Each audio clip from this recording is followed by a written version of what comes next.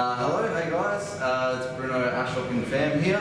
We'll be running through the lab with you, seeing as you all can't come in due to coronavirus. So basically we'll take you through each step of what you would be doing in the lab, and we'll be taking the measurements for you and then supplying you some videos or images of us doing that, and then from there you can complete the questions in the actual lab sheet here. Now we're going to be covering the hardness measurements. This is from question 1 through to question 4, and we'll be comparing the hardness of 2 coatings measured via Vickers indentation.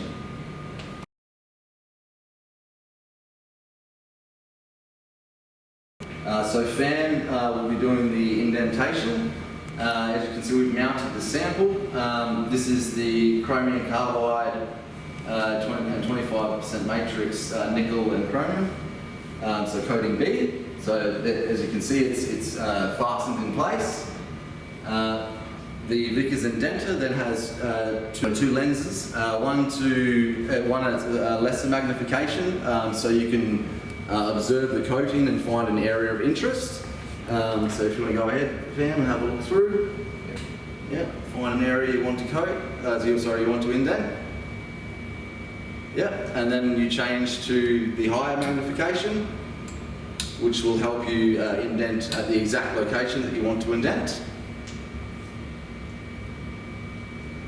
You'll then switch to the stylus, which is actually what performs the indenter. And then it's simply, I should add, along the side here, we actually have a controller that can change the force at which we're indenting. For typical coating materials, we use 300. So yeah, 300 gram force, as you can see. If you change it, then we have 500, or we can go up all the way to 2K, which is quite a lot, but we will use 300, which is standard for this type of coating. So once that's complete, we can then perform an indentation.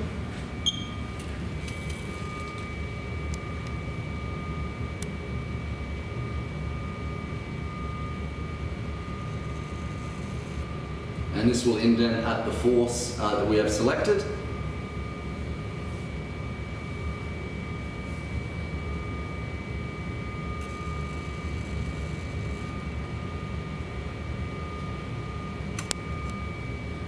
And then we will measure the diagonals of the indentation using the light microscope.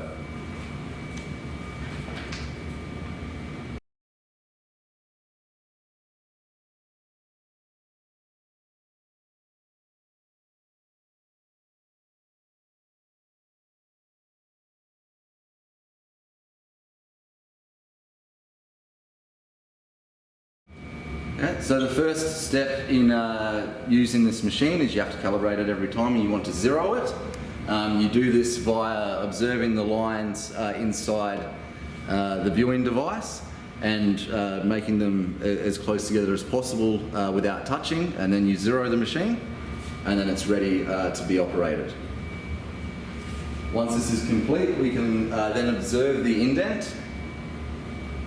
And via the device that Fam has at the top there, we can actually measure the diagonals, and via this and the equation that you have on your lab sheet, we can then determine the hardness of the coating that we just measured, or the area of the coating that we just measured. So as you can see, once he's completed the measurement, it returns the hardness value. And if you can actually have a look, we'll try and get you to observe inside. You can see where the indent was. You can also see the lines.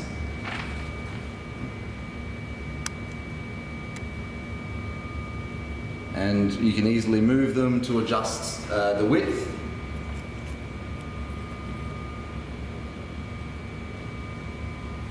And that would be measuring one diagonal.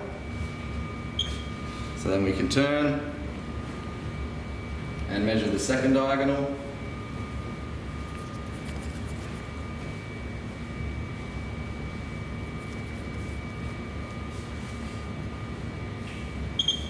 Yep. And then this, as we said, that will return you a hardness value. Now, typically this would be just the way you measure your hardness value. Quite simple. However, since you're not here in the lab with us, what we're going to do is perform several indents, and then we will take the sample over to the light microscope we used before, and we will supply you with several images of the indents that we've performed with some measurements on there. And then you can use the equation 1 on your lab sheet to determine the hardness value. So typically we would take actually quite a lot of measurements on this. That could be up to 20 or 30 depending on your coating. However, due to the lack of time we have here, we'll only be doing 5 indents on each of the coatings.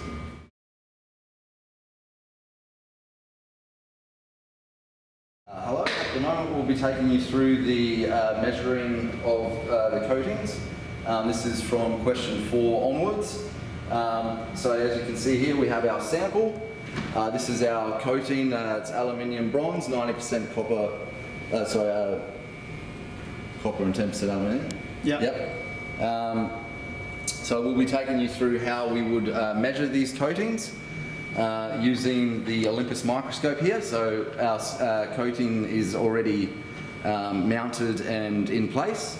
We have our microscope here. It has several different magnifications, but for now we'll be taking the measurements using 5 times magnification. Yep. Okay, so now we're going to have a look at the coating.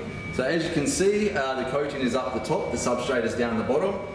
This is the conventional standard that we would use all the time when measuring or doing any type of inspection of coatings.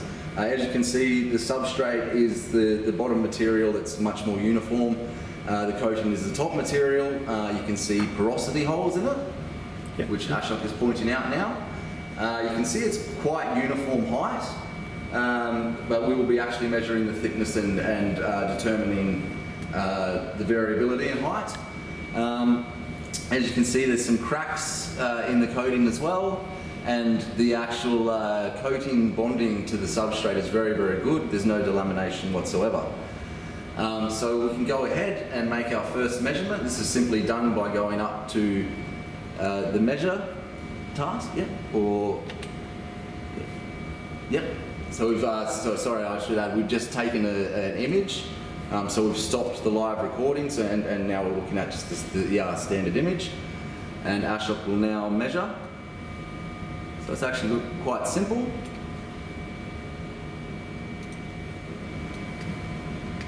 So measurement 2, measurement 3, measurement 4, and measurement 5. So as you can see, we go from the top point all the way down to where we can see the coating and the bonding, the substrate bonding interface. Yeah, so we've adjusted so you can now see all of the measurements we've taken. The typical standard would be us taking 15 different measurements over a similar distance. However, just for now, for the lab, we'll be taking these 5 measurements. Okay, so now that we've done the measurements, we'll actually supply you with those images, and you can use them to complete question 4. Question 4, the question is observe the microstructure of a coated sample using the light microscope, measure the coating thickness and identify the various features of the coatings. So as you can see on your lab sheet, you have 5 different coating thicknesses which we just measured. You find the average and the standard deviation of that, and then you will also tell us what sort of features you can see in the coating. So again, we'll give you images of this, and you'll be able to observe that and tell us, write down different coating features seen in the light microscope.